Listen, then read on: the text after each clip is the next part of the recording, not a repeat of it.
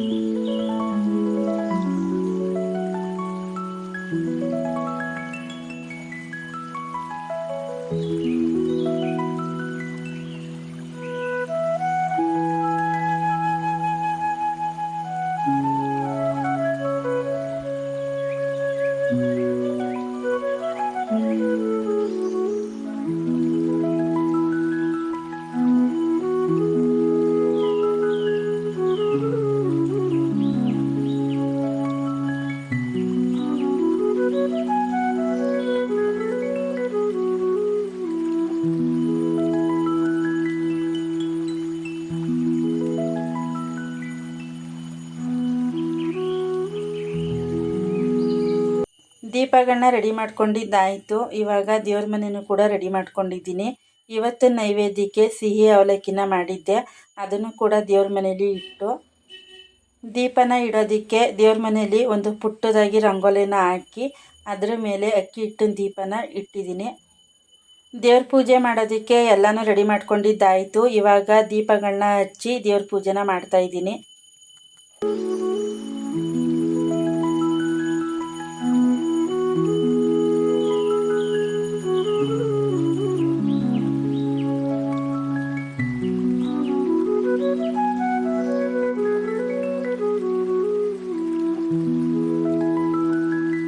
ಮನೇಲಿ ಪೂಜೆ ಎಲ್ಲ ಮಾಡಿ ಮುಗಿಸಿದ್ದಾಯಿತು. ವಿಶೇಷ ದಿನಗಳಲ್ಲಿ ಹಾಗೆಯೇ ವಾರಗಳಲ್ಲಿ ಈ ರೀತಿ ದೀಪನ ಹಚ್ಚಿ ಪೂಜೆ ಮಾಡ್ಕೊಳ್ಳೋದ್ರಿಂದ ಮನೆಗೆ ತುಂಬಾ ಒಳ್ಳೆಯದಾಗುತ್ತೆ.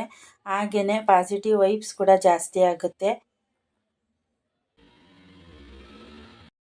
ಮನೇಲಿ ಪೂಜೆ ಎಲ್ಲ ಮುಗಿಸ್ಕೊಂಡು ನಾವು ಕೂಡ ದೇವಸ್ಥಾನಕ್ಕೆ ಬಂದ್ವಿ. ಈ ದೇವಸ್ಥಾನಕ್ಕೆ ಇದೇ ಮೊದಲನೇ ಸಾರಿ ಬಂದಿರೋದು. ನಾವು ಬಂದಾಗ ಟೈಮ್ ಬಂದು 9:30 ಆಗಿತ್ತು. ಆವಾಗಲೇ ತುಂಬಾ ರಶ್ ಆಗಿತ್ತು. ನಾವು ಕೂಡ ದೇವ್ರ ದರ್ಶನ ಮಾಡೋದಕ್ಕೆ ಕ್ಯೂವಲ್ಲಿ ನಿಂತಿದ್ದೀವಿ.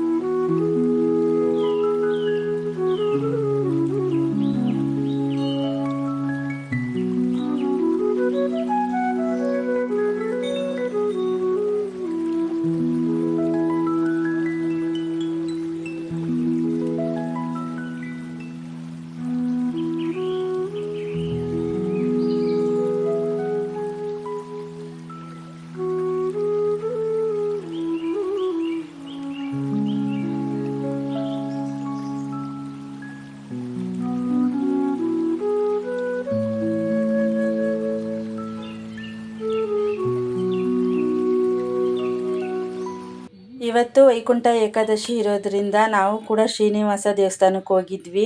ದೇವರ ಅಲಂಕಾರ ಅಂತೂ ತುಂಬಾ ಚೆನ್ನಾಗಿ ಮಾಡಿದ್ರು. ಇನ್ನು ದೇವ್ರ ದರ್ಶನ ಕೂಡ ತುಂಬಾ ಚೆನ್ನಾಗಾಯಿತು. ದರ್ಶನ ಎಲ್ಲ ಮುಗಿಸ್ಕೊಂಡು ತೀರ್ಥ ಮತ್ತು ಪ್ರಸಾದನ ಈಸ್ಕೊಂಡು ನಾವು ಕೂಡ ಅಲ್ಲಿಂದ ಹೊರಟ್ವಿ. ಇಲ್ಲಿಗೆ ಇವತ್ತಿನ ಲಾಗ್ನ ಮುಗಿಸ್ತಾ ಇದ್ದೀನಿ. ವಿಡಿಯೋ ಇಷ್ಟ ಆದರೆ ಲೈಕ್ ಮಾಡಿ, ಕಾಮೆಂಟ್ ಮಾಡಿ, ಫ್ರೆಂಡ್ಸ್ ಆ್ಯಂಡ್ ಫ್ಯಾಮಿಲಿಗೆ ಶೇರ್ ಮಾಡಿ. ನೀವಿನ್ನೂ ನನ್ನ ಚಾನಲ ಸಬ್ಸ್ಕ್ರೈಬ್ ಮಾಡ್ಕೊಂಡಿಲ್ಲ ಅಂದರೆ ಸೈಡಲ್ಲಿ ಬರೋ ಬೆಲ್ ಬಟನ್ನ ಪ್ರೆಸ್ ಮಾಡಿ ಚಾನಲ್ನ ಸಬ್ಸ್ಕ್ರೈಬ್ ಮಾಡ್ಕೊಳ್ಳಿ.